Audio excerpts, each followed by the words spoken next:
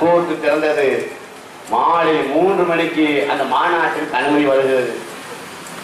தான் வர வேண்டும் என்று காவல்துறை தீர்மானித்தது.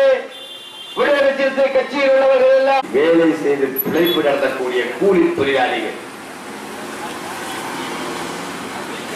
அன்றாடம் காட்சிகளை வைத்துக் கொண்டு இந்த அடித்தட்டு மக்கள் நிலை மாற வேண்டும்.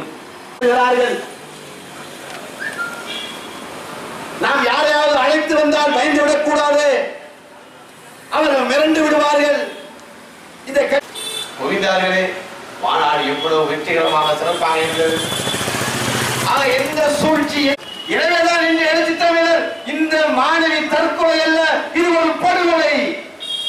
இந்த தேசம் மாணவி அனிதாவை படுகொலை செய்துவிட்டது என்று அது தற்கொலை என்று சொல்லிக் கொடுக்கக்கூடியவர்களுக்கெல்லாம் பதிலாக படுகொலை என்கின்ற நிலை இன்னொரு மாணவிக்கு வந்துவிடக் கூடாது. ஏழை குடும்பத்தில் பிறந்த ஒரு பெண்மணியோ ஒரு மாணவனோ அவர் நினைத்தது போன்ற ஒரு படிப்பை தேர்ந்தெடுக்க அவர்கள் சேவையாற்ற விரும்பிய சேவைகளை செய்ய முடியாமல் இந்த பிஜேபி அரசு தடுக்கிறது.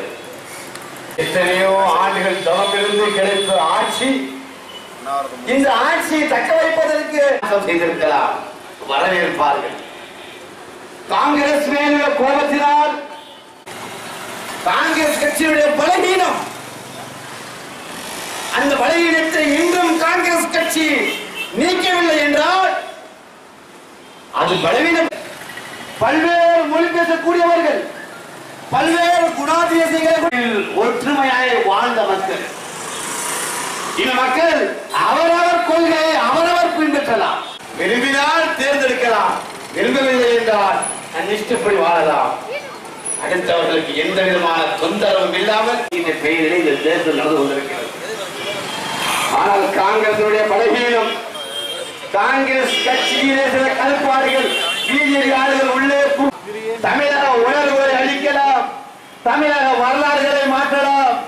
இந்திய தேசத்தின் பாரதிய ஜனதா கட்சி ஆட்சி நடத்தி கொண்டிருக்கிறது. ஆட்சியில் கவனம் செலுத்தலாமே, மக்கள் வாழ்வாதாரத்தில் கவனம்.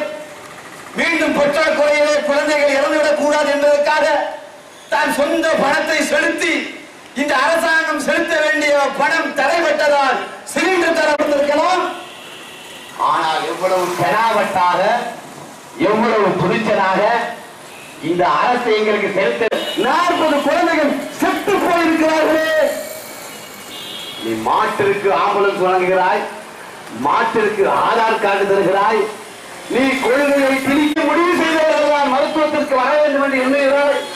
தாழ்த்தப்பட்ட மக்களோ, அடித்தட்டு மக்களோ, ஒரு ஏழை எளிய மகனோ படிப்பதற்கு வசதி இல்லாத கிராமத்தில் கூட பிறந்து வளர்ந்து இந்த நாட்டிற்கு சேவை செய்ய ஆசைப்பட்டு இந்த நாட்டை முன்னேற்றத்திற்கு கொண்டு வர வேண்டும் என்ற திட்டமிட்டு வரக்கூடிய சாதாரண குடிமகன்